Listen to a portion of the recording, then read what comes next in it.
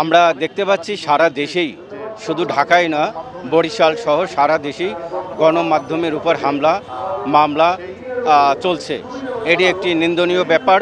এবং কেন এটা হবে, তার কারণ কি, গণমাধ্যম তো দেশের মানুষের কথা বলে, জনতার কথা বলে, ছাত্রদের কথা বলে, বিজয়ের কথা বলে। এখানে তো গণমাধ্যম কারো ব্যক্তি শত্রুতার সাথে জড়িত না। অতএব গণমাধ্যমের উপর যারা হামলা করে তাদেরকে দ্রুত চিহ্নিত করুন এবং শাস্তির আওতায় আনার জন্য জোরদার। দেখেছেন যে সাংবাদিকরা নিহত হয়েছে, আহত হয়েছে এবং রাজপথে থেকেছে। এবং এই গণমাধ্যম কিন্তু মানুষের কথা, আন্দোলনের কথা এবং ছাত্রদের কথা সবার আগে এটা কিন্তু তারা কিন্তু দিয়ে দিতে পেরেছে। কিন্তু আমরা এখন যে আক্রমণ, সেই আক্রমণটিকে কেন যে আক্রমণ সেটি কিন্তু আমরা দুর্বৃত্ত বলেছি। এটাকে বের করার দায়িত্ব সরকারের এবং আমি মনে করব যে তদন্তের মাধ্যমে এটাকে প্রমাণিত হবে। কারণ গণমাধ্যমকে আঘাত করে কোনো অর্জনই দীর্ঘস্থায়ী হবে না, কোনো অর্জনই কিন্তু সাফল্য লাভ করবে না। আমরা গণমাধ্যমকে এই সুযোগ দিতে হবে তাকে স্বাধীন সাংবাদিকতার। যারাই হামলা করেছে, ভাঙচুর করেছে, তারা সবাই দুষ্কৃতিকারী এবং সন্ত্রাসী। এদের এই যে ঘটনাটি ঘটেছে, এরা অত্যন্ত নিন্দনীয় এবং ন্যাক্কারজনক একটি ঘটনা ঘটিয়েছে। আমরা এর দৃষ্টান্তমূলক আমরা চাই তাদেরকে আইনের আওতায় নিয়ে আসা হোক, তাদের গ্রেপ্তার করা হোক এবং দৃষ্টান্তমূলক বিচার দাবি। জায়গায় আমরা দেখছি গণমাধ্যম কর্মীদের উপর, গণমাধ্যম প্রতিষ্ঠানগুলোর উপর হামলা হচ্ছে। আমরা এর তীব্র নিন্দা জানাই।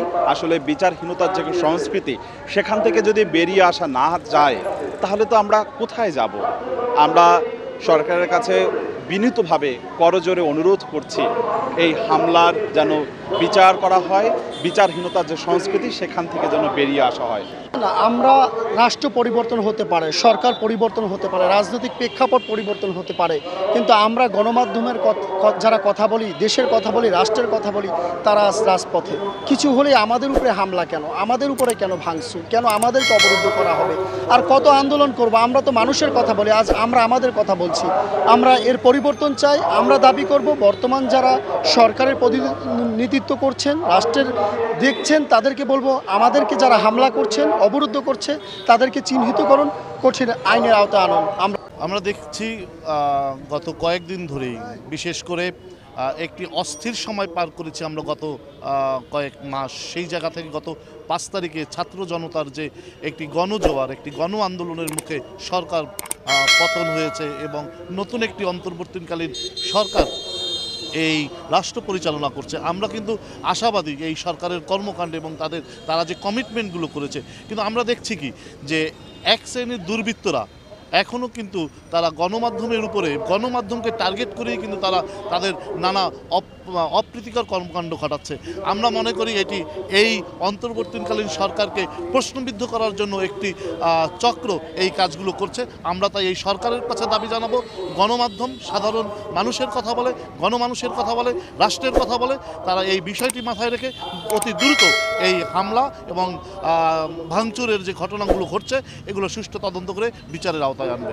আচ্ছা, আমরা যখন দেখি যারা বিজয়ী হয় তখন কিন্তু সনপট তাদের জন্য একটা বিরূপ প্রতিক্রিয়া তাদের কাছে জন্য, যারা বিজয়ী, যারা ক্ষমতায় থাকে। আবার যারা ক্ষমতা ছেড়ে যায় তখন তারা সর্বপদের স্বাধীনতার কথা বলে।